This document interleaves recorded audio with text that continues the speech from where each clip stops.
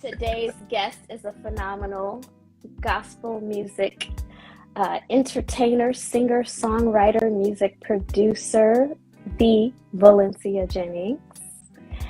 Nice to see you, Valyncia. Oh my word, it's nice to see you too. It's been a long time. It has been like forever, literally almost Yeah, 10 years since I've seen you in person. But I I am know.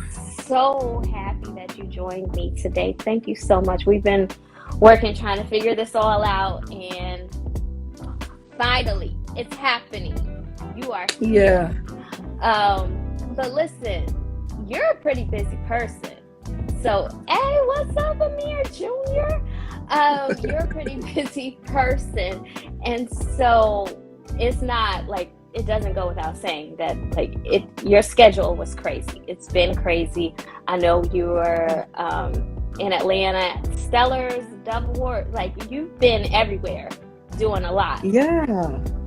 Because your new release, which is a part of my Clear Vibes playlist, like your new release was amazing, I thought. And not Thank because you. not because you're my cousin, it's because let me say this for people. I first heard your name. I was having a conference probably like 13 years ago or so, and the musician that I had like scheduled for the night couldn't come through, and everybody was like, oh, you should call Valyncia, you should call Valyncia, you should check with Valyncia. I'm like, who is Valyncia? Who is Valyncia? But one thing that I can say probably speaks to you as a woman, as an artist, as a musician, as a woman of faith, is that you came through, like we had never spoken, and yes, we're related, but people don't understand. We have a huge family, so we're related to some of everybody. So we had never met before, but I remember I called and you were like, just let me know, I can do it. And I was nervous the whole night. And when I came out there and I saw you, like, I think from that moment on, I've been like, that's my cousin. Like, that is, that's my family right there. Because I didn't know what I was going to do. I was like, I don't have anybody that can play music. And I've never heard her play, but everybody is saying, like, oh, no, you don't have to worry. How did you get to that point? Like, that's like your name is on everybody's lips in the gospel community circle. Really? You think so? I feel to like be honest, is. well, you've known me for so long, so I mean, I would say, and first, thank you so much for just liking the music. That means everything. I mean, you're my big cousin, so that means a lot to me, and that's kind of weird, you know what I'm saying, when you hear that from people that you know, that they really like your music, and I really appreciate it. As far as just with everybody being on those type of platforms, it's so humbling, to be honest. Met so many people and connected with so many people, and sometimes you feel like, wow, like I'm in the room with this person, or I'm literally sitting right next to this person or whatever. And it's like, it's a humbling, like I said, experience, but I'm honored to be there. Really no words, really, to be honest. Sometimes I'm just like, cause I'm from a small town, Kalamazoo is very small. So it's just like that in itself, so it's just being from a small town, and you put in a lot of work just growing up. I mean, I've been playing since I was 7. So that was one of the biggest things, growing up, in church. And so for me, it's like, it is a bit overwhelming at times, but I'm super grateful and full of gratitude, literally. Mm-hmm. So, yeah. Oh, and that brings me to another point I have. Like, Kalamazoo is a small town. I mean, it's a city, but like, it's smaller.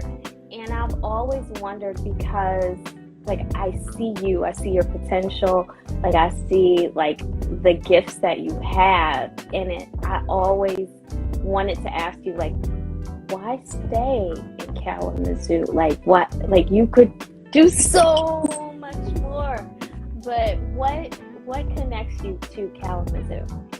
Well, Adrian, I'm a daddy's girl. I'm a big daddy's girl. Always have been. I think that's one of the biggest things with my father being in ministry. I just never really wanted to leave him. It was one of those things, and of course I've had many offers from Nashville with Bishop Smith down there, Kansas City, being at Trinity Church down there over the years, and talk to my father about it and things of that nature. But it just was, for me, it was just one of those things. I always felt like, I'm big on loyalty. I don't jump on ships because of platforms. I've always been one of them type of peoples. I think you should be rooted. And I think our generation now, we do that. We jump because of a platform. I'm all about faithfulness, loyalty, that type of thing. I think that's very important. I think God honors that.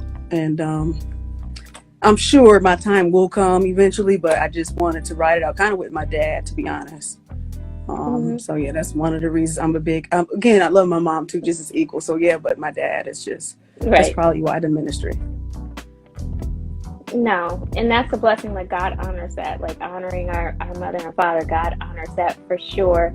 But yeah, I've always been like Kalamazoo. She's gonna be there. She's gonna be there. Okay. But despite you being there, this is like a testament to you and your gifts and your abilities.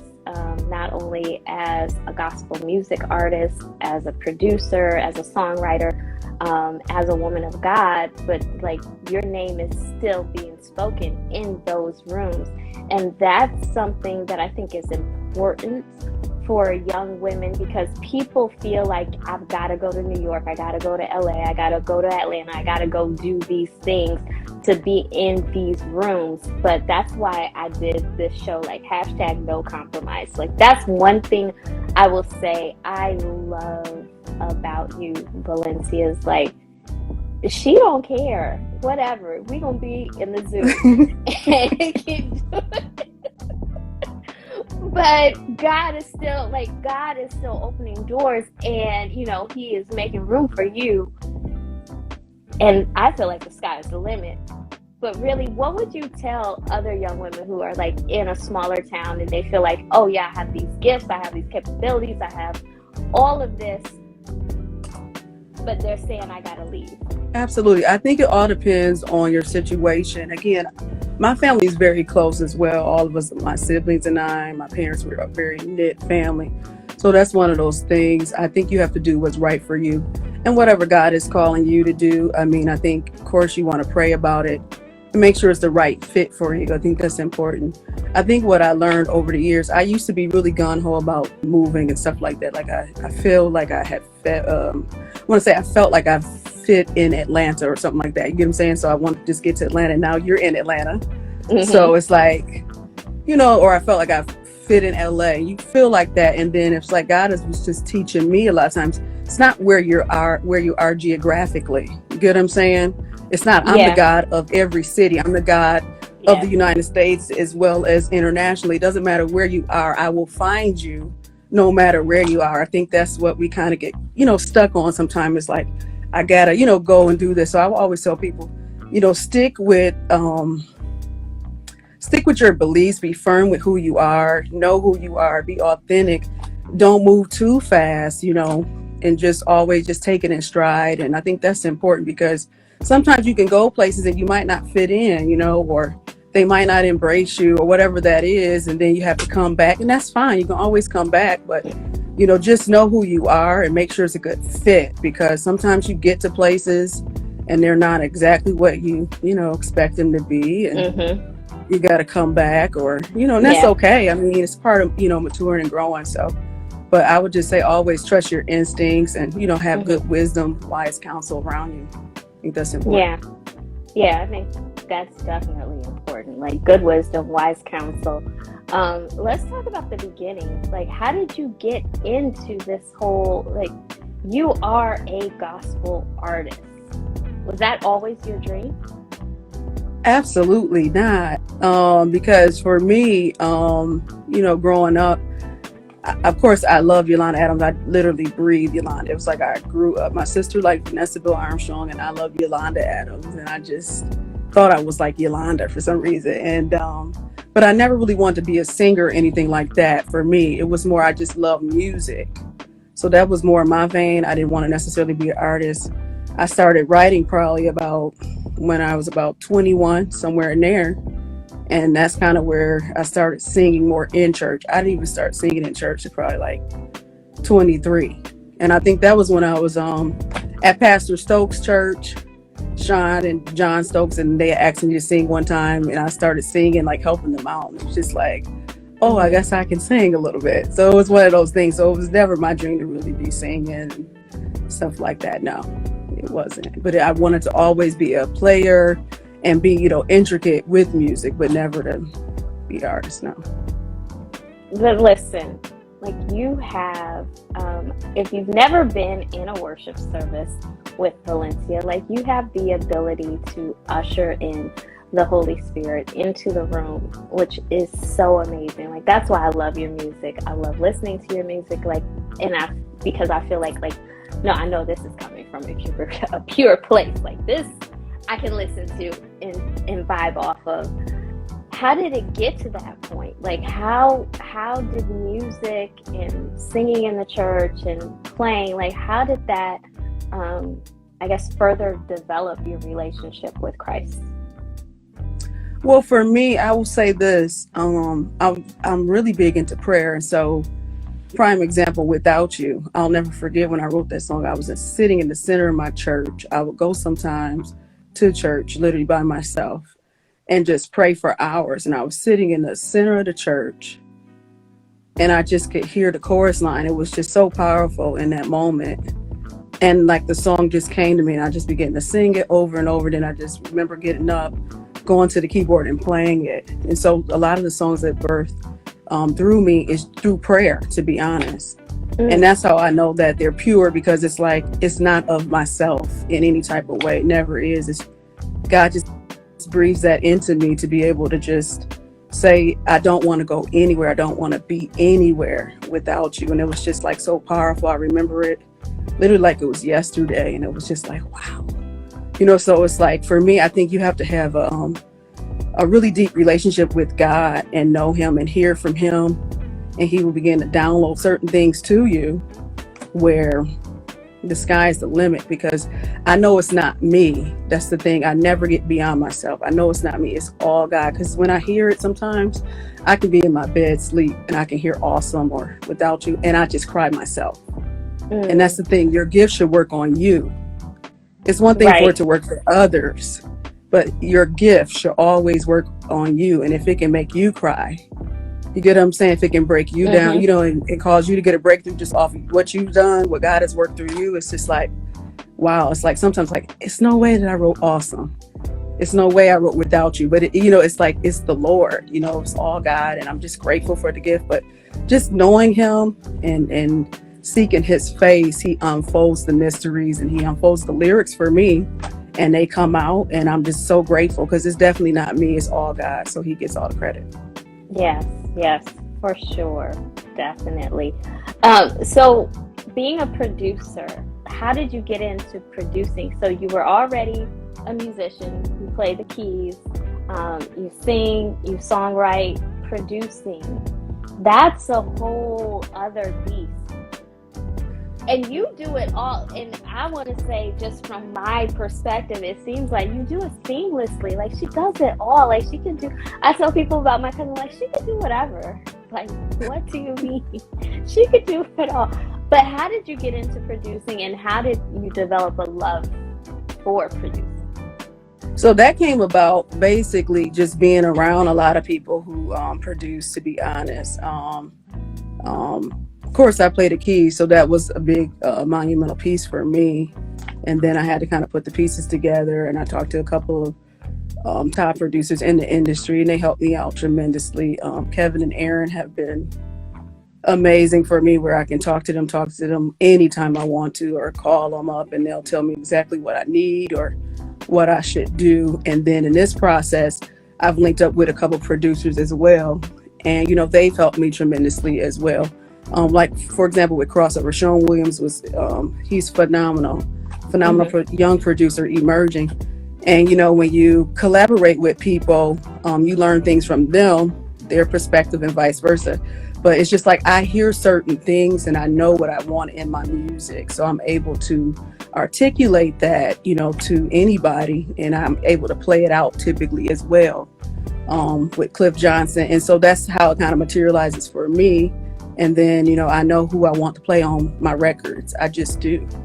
It just always kind of flows like that. I know if I need strings, if I need horns, I know exactly what's needed. I'm just one of them type of people where when I hear it, it's like I just kind of know.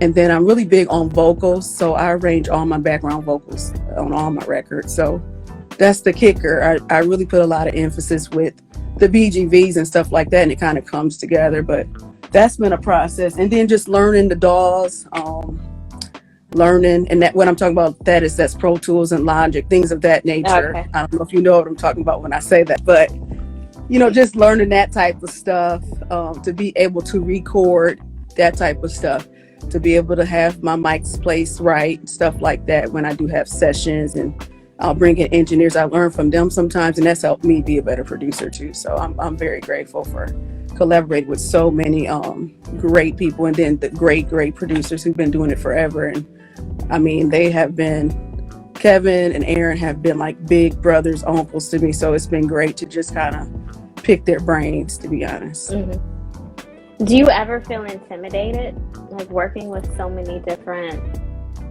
She's like, no. No, I don't. You know how I am. I don't. And the reason why is because, I'm just very confident in who I am. So it doesn't bother me.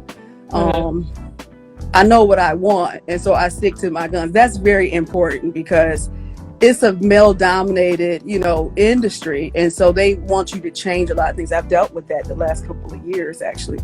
And, they want you to do certain things, and you learn that just from the radio perspective, promotions. Everybody's an expert. So they tell you it should be done this way. It's never been done like this. And it's like, you got to stick to the rivers and the lakes that I'm used to. I'm going to do it. But how do you do that? Like, I know it sounds so like, how do I do that? Well, for me, it's a way. Like for me, it's just for me, sometimes they'll say, well, I think it should sound like this, or I think this chord, or I think you have to really stick with that, or it should be sped up, or it's certain little things to me. And I think that if the Lord has given me something, I'll say it like this, that's a worship flow. It needs to stay in that vein. It doesn't need a BPM that is taken off at like 125. When I say that, that's the pace of the song. The BPM or something like that. So sometimes, people want to change the tempo. There we go. Stuff like that. You got to stick to how, you wrote it or how you arranged it sometimes. Because sometimes, people, I get it and you listen to them, but sometimes that might not be the way that it's received. And I think it's important to keep the integrity of the song, how the Lord has given it to you. Because when you change it, sometimes that's for their glory. They want the credit or whatever that is for that. But that might not be the way in which he wanted you to present it to the world. So you want to stick with the integrity of the music. And I think that's important. I've learned that over the years, to stick with that is very important, and as a woman, you shouldn't be intimidated when you're in the room. Be who you are, be authentic. That's important. And I think that's important for me. And then I've had a lot of gospel artists who are top artists who told me that as well. It's like, stick with what you have is very important. Right. Because everybody wants to sound the same now anyway. I mean, there's certain genres within gospel that we hear now that they sound the same. And to be honest, I want to have a refreshing sound, a timeless sound. So I don't want to change my sound to fit into a cookie cutter mode at all. I don't. And so I stick to my guns. And if that means that I got to have a different producer to work with, or I do it myself, I will do it. I mean, that's just what it is at this point. So that's important. That. I love that. You have to stick with that, because people, when you have a vision, do you get what I'm saying? Sometimes people will take your vision. And I learned this. I'm going to say this. Miranda Curtis told me this. When you have a vision, people's mission is to help you to bring your vision to life. And if their mission is not to bring your vision to pass, they have to go. It's just that simple, because they come with their own agenda and their own motives. And that will literally sidebar you. You get what I'm saying? It'll slow you down. And so she was like, if they don't align with the vision that you have, it's very important. And a lot of people come, to me with all kinds of ideas. with how they think, things should be. And that's okay. I mean, I'm Mm-hmm. receptive to it, but I have to stick to how God has given it to me. I just have to. Yeah, So no, yeah. I totally understand, especially like being in business now for myself and going through this. Like, yeah, people come with lots of ideas, but it can be challenging because sometimes it's really tempting to say, huh, well, let's just try it this way and make it work. Yeah. And then we can go back to doing our regular, like, then we can be ourselves. So how do you avoid that pressure? I guess that's my real question. Like, how? Yeah. And it's tough. I'm going to tell you, for me, you avoid the pressure because you have to remove yourself. I've had to do that. It's been, sometimes, you're friends with people with business, stuff like that. I've learned that friends and business does not mix. I don't know if you've learned that. I've learned that. Adrian. I've learned. Have you learned it? Yes, yeah, I've learned it. Learned. So yeah, I learned that actually on my first live recording. I did, so I've learned that then. And friends and business just doesn't mix. So it's like I try to find people now that, that I'm not super close to all the time, because when you do that, it's just people's feelings get hurt. My feelings get hurt. It just breeds it's just tension for no reason. Exactly. Yeah. No, I can totally relate to that because it's challenging. And then you have to navigate that once you do the business and you realize, okay, this ain't gonna work. Like, you have to really navigate that. Like, how do we keep this friendship? And me also tell you, like, I don't like what you do. I don't like how you move. It's a challenge. So I can totally get it. But you talked about gospel artists and how, people are kind of doing different things nowadays. So let me ask you the question that I have heard asked time and time again. Kanye. He has been dominating the gospel music charts. How do you, as a gospel artist, I know you're like, why are you asking me this question? How do you feel about